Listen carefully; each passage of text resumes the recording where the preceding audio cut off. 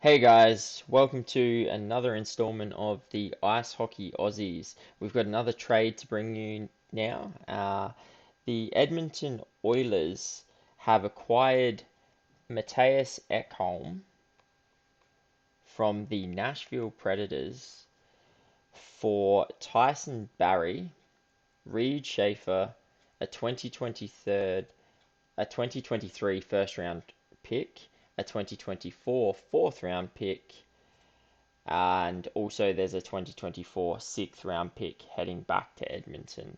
Now, Nashville also retain 4% of Matthias Ekholm's $6.25 million salary, which ultimately is 250,000, leaving it as a straight 6 mil cap hit for the Edmonton Oilers.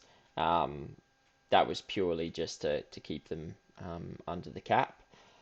And there was also another Edmonton Oilers trade today, which we'll also talk about. I'll just mention that trade now. The Edmonton Oilers have traded Jesse Puljujarvi to the Carolina Hurricanes for Patrick Pustiola. Um, yeah, so um, ultimately they get in a defensive defenseman, but yeah, they've kind of given up a lot with not much in return. Uh, yeah, what are your thoughts on this, Jade? Yeah, I guess I'll start with the Ekholm trade, with the bigger trade. Uh, they give up Barrie, they give up Schaefer, who was a late, 32nd overall draft pick last year, and then they give up a first and a fourth. So basically, I'd say Schaefer's probably a second round. So I'd say a first, a second, Barrie probably a second line for defender, sorry, and then a fourth for Ekholm and a six. Uh, I understand it. Ekholm brings more, defensive liability in regards to that decor. Do I think that it makes the decor better? Yes. Do I think it makes it dramatically better to the price of, a first, Schaefer, Barrie, and a fourth? No. Um, I think it's kind of one of those trades they're trying to work around the Darnell Nurse contract and trying to figure out how to do it.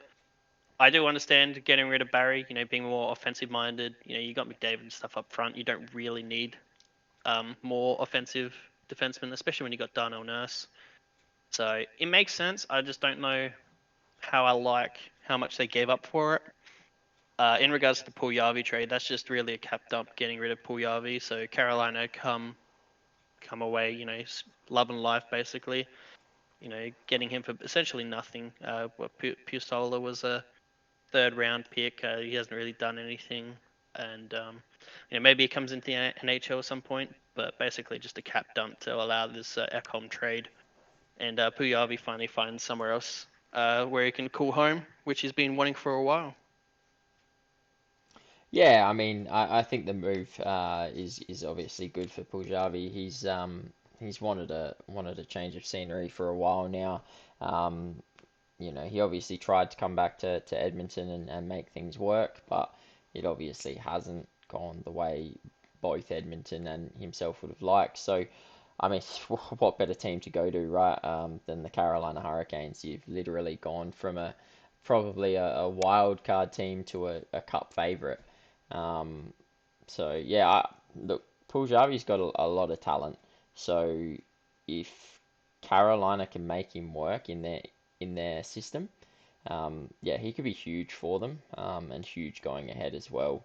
Yeah, as for their return for him, it's yeah, you're not wrong. It basically is just a cap dump, um, and unless he sort of turns into something major, that's really all it is.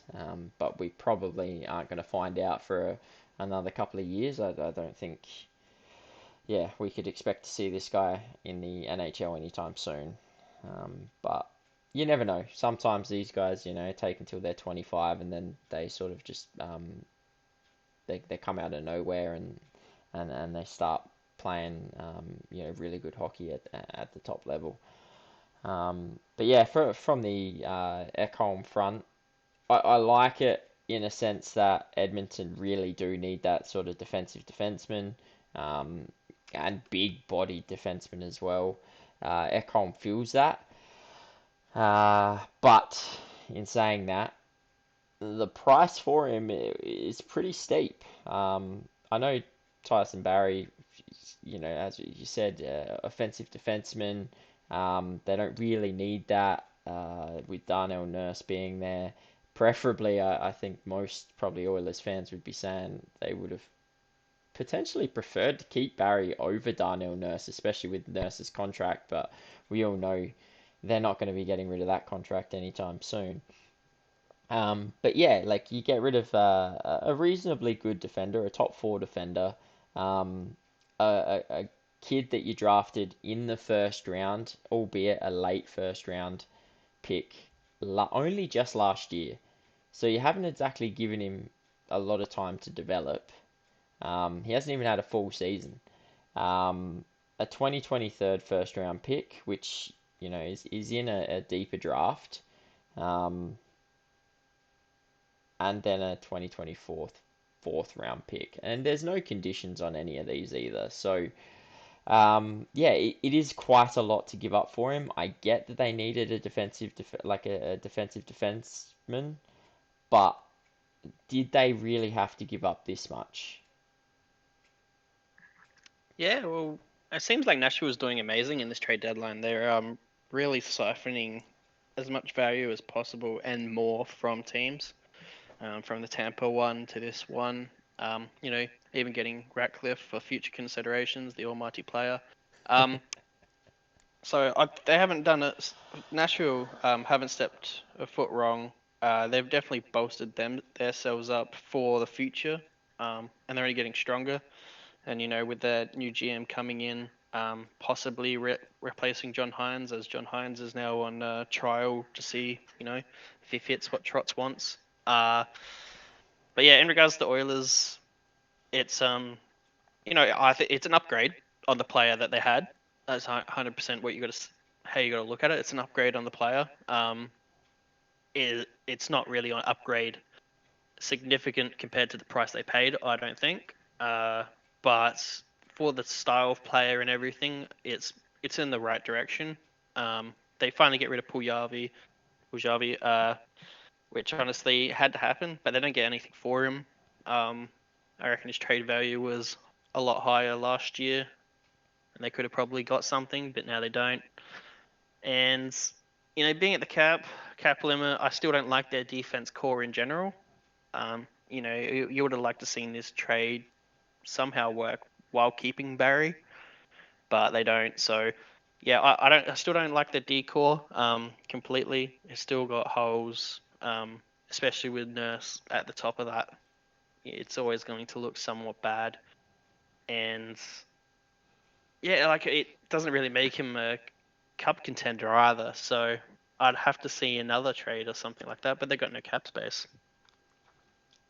Yeah, it's definitely interesting because I agree with you on that. I don't think this trade makes them a cup contender. Um, I do agree with you that they get slightly better because I obviously Ekholm is a better defenseman than Tyson Barrie. They do lose a little bit of that offensive prowess with Barrie, but you know the, with McDavid and Draisaitl and that's offense is the least of their worries. Um, so that's fine, that's covered. Ekholm gives them what they need in that defensive defenseman, but yeah, like you look at their decor. Cody Cece, Brett Kulak, um, they're nothing special. I mean, we all know that they miss Oscar Clefbaum, but he's not coming back, so it is what it is. But yeah, I would need to see them do another trade. But to your point, they've got no cap space. What are they going to do? Um, and to be honest, they don't really have a lot of these contracts ending, which means that there's not a huge amount of cap space that they're going to get back anytime soon. Um, which just leads me to worry about where these guys are heading overall. The other thing I will touch on as well is Tyson Barrie's got 1 year left on his contract. With Nashville being in the position they are, I doubt they're going to be contending next year either, which means that they're gonna flip him at the deadline. So this, like, what they get for Ekholm is essentially going to be a 2023 first round pick, Reed Schaefer, 2024 fourth, and whatever they get for Tyson Barrie. So this could be a ridiculous return for an aging defender who's got a 6 mil cap hit for the next 3 years after this. Now that's extremely good. Like, this is credit to Nashville, the Tanner Jeannot trade, and now this one. You got to be impressed with what they've brought in. Yeah, no, you'd think Edmonton would be the talking point out of this one, and it will be because McDavid and all that, and they're more going into the playoffs. But honestly, I think Nashville should be the talking point in this trade, Mm-hmm. and the past trades they've done over this trade deadline, because they've really set themselves up for the future coming up. They're retooling, or rebuild if you want to call it that, but a little bit of a retooling.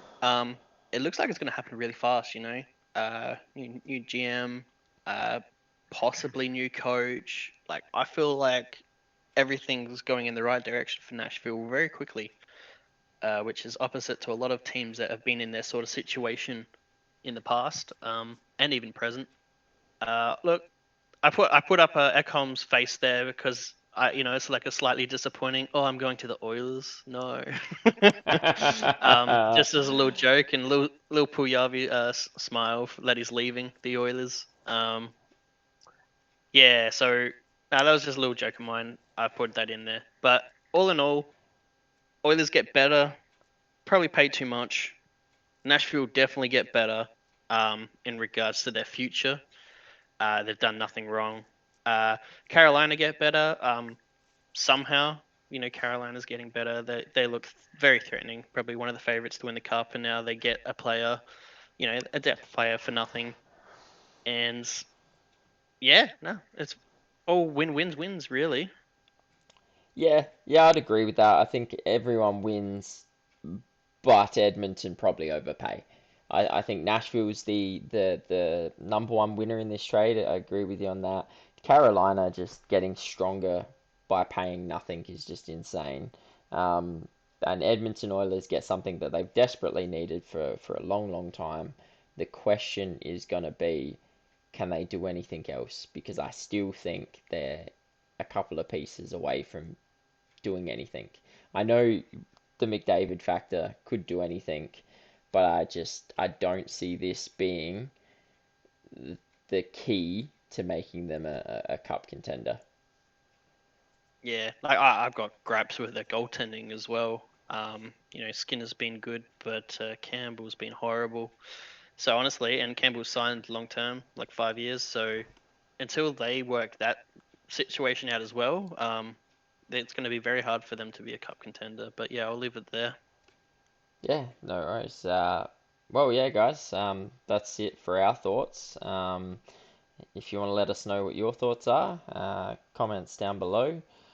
Yeah, let us know what you think. Did the Oilers get what they need? Did they overpay? How did Carolina manage to pull off a reasonably talented player for absolutely nothing? Uh, yeah, let us know your thoughts down below. We'd love to hear it. If you like this video, give us a big thumbs up. If you're not subscribed, hit that subscribe button. And as always, till next time, take care. Catches.